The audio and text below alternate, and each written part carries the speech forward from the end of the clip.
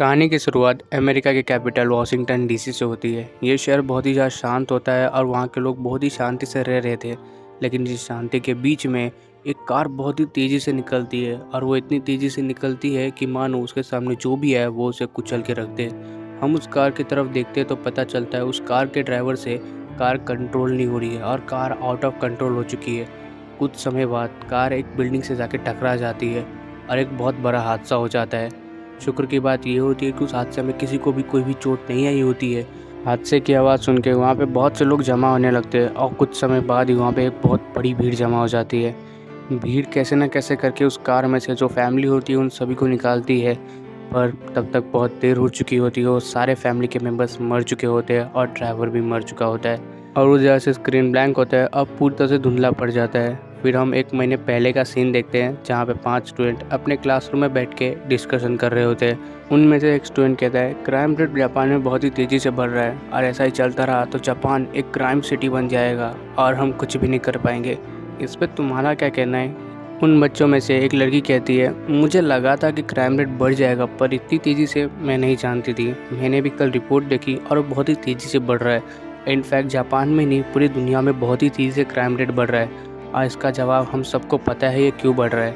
तभी उनमें से दूसरा कोई बच्चा कहता है कि नहीं, मैं जानता हूँ ये क्यों बढ़ रहा है पर फिर भी मैं इस पर विश्वास नहीं कर पा रहा हूँ। परमैन जब गायब हुए तो उनसे पहले उन्होंने कहा था कि उन्होंने क्राइम रेट को पूरी तरह से स्टेबल कर दिया है और सही चोर पकड़े गए, तो फिर अचानक से क्राइम रेट ऐसे कैसे बढ़ सकता है? वो लड़की कहती है परमैन के जाने के बाद उनको किसी चीज़ का खतरा नहीं रहा, पुलिस कुछ कर नहीं सकती उनका और इसलिए वो खुलेआम घूम रहे और लोगों को मार रहे और जो करना चाहते वो कर रहे। परमैन का अचानक से गायब होना उन लोग के लिए एक बहुत बड़ा गिफ्ट साबित हुआ। हालांकि मैं भी इस पर कुछ भी नहीं कह सकती, लेकिन मुझे ऐसा लग रहा है ये जो कुछ भी हो रहा है एक बहुत बड़े मुसीबत को बुलावा दे रहा है और ऊपर से हम इसके बारे में कुछ भी नहीं जानते तो इस पर बात करना सिर्फ समय की बर्बादी होगी। लेकिन जिसे पता है वो कुछ बोल ही नहीं रहे। मित्सुओ, तुम हमें कुछ कह सकते हो इसके ऊपर? मित्सुओ भी कुछ सोच रहा होता है। तभी वो लड़की कहती है मित्सुओ, तुम हमारी बातों को सुन भी रहे हो या नहीं?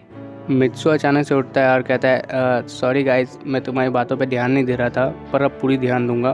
तुम मुझे कुछ बता सकते हो तुम किस बारे में बात कर रहे थे? वो लड़की कहती है हम क्राइम रेट के बारे में बात कर रहे थे। और तुम ऐसे खोए खोए क्यों रहते हो? तुम किसी इंसान को या किसी चीज़ को ढूंढ रहे हो क्या जो तुम्हें अभी तक नहीं मिल रही है? अगर ढूंढ रहे हो तो हमें बता दो, हम तुम्हारी मदद कर सकते हैं, हम तुम्हारे दोस्त हैं मित्सुओ। मित्सुओ कहता है नहीं, ऐसा कुछ भी नहीं है, मैं बस किसी चीज़ के बारे में सोच रहा था। तो मित्सुको कहती है तुम्हें क्या लगता है क्राइम रेट के ऊपर? मित्सुको कहता है मुझे बस ऐसा लगता है कि क्राइम रेट बढ़ने का सबसे मेन रीज़न है परमैन का गायब होना और इसके ऊपर मैं अभी कुछ कह नहीं सकता। तभी उनमें से एक लड़का कहता है तुम तो परमैन के बहुत अच्छे दोस्त हैं ना, तो परमैन का अचानक से गायब होना शायद तुम्हें इसके बारे में कुछ पता हो।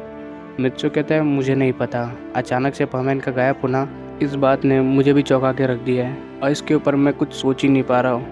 हालांकि मैं इतना ज़रूर कह सकता हूँ ये जो कुछ भी हुआ है ये अच्छा नहीं हुआ है। परमैन के गायब होने के कारण बहुत से क्राइम रेट बढ़ गए हैं, अब बहुत से क्रिमिनल सामने आने लगे। तभी मित्सु के क्लासरूम का डोर खुलता है और उसमें से उसके प्रिंसिपल बाहर आते हैं और कहते हैं मित्सु, तुमसे कोई मिलने आया है या कहूँ मिलने आई है? मित्सु कहता है मिलने? वो भी मुझसे? इस वक्त कौन आ सकता है? सर कहते हैं मुझे नहीं पता, उसने अपने चेहरे पर मास्क लगाया।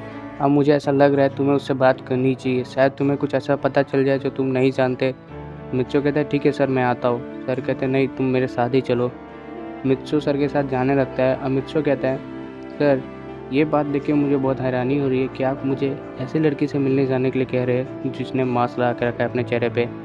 ये बहुत ही ज़्यादा अजीब लग रहा है मुझे। सर कहते हैं ऐसा क्यों? मित्सु कहता है मुझे सभी लोग बचाने की कोशिश कर रहे हैं, इनफैक्ट आप भी नहीं, मुझे पुलिस भी बचाने की कोशिश कर रही है। जब से परमैन गायब हुए मुझ पर बहुत से अटैक हुए और कुछ अटैक तो ऐसे थे जिसमें मैं मुश्किल से ज़िंदा बचा। तो जाहिर सी बात है आप मुझे किसी ऐसे इंसान से तो कभी नहीं मिलने देंगे जिसने अपने चेहरे पे मास्क लगा के रखा है। तो मैं क्या ये एज्यूम कर सकता हूँ कि आप कुछ ऐसा जानते जो मैं नहीं जानता उस इंसान के बारे में?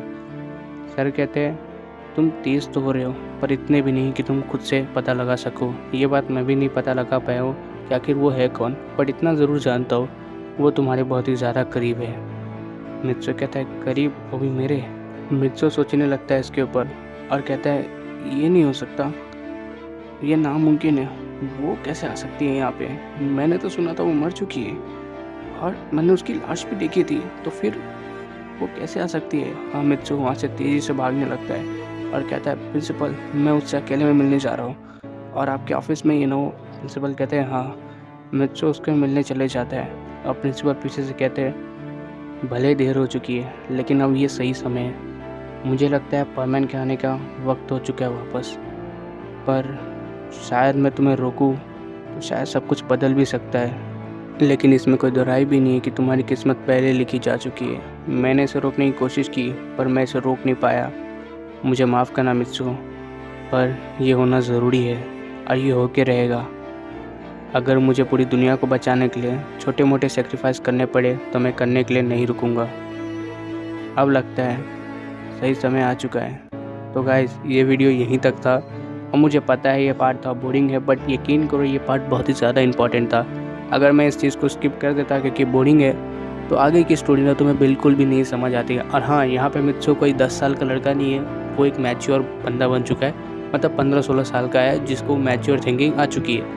और हाँ, मैं वीडियो रेगुलर लाने की पूरी कोशिश करूँगा। मिलते हैं तब तक, take care and bye bye. और चैनल पर नए चैनल को सब्सक्राइब कर लेना, वीडियो को लाइक करना भूलना मत और प्लीज़ शेयर कर दो बाकी सारे परमानेंट फैंस के ऊपर भी।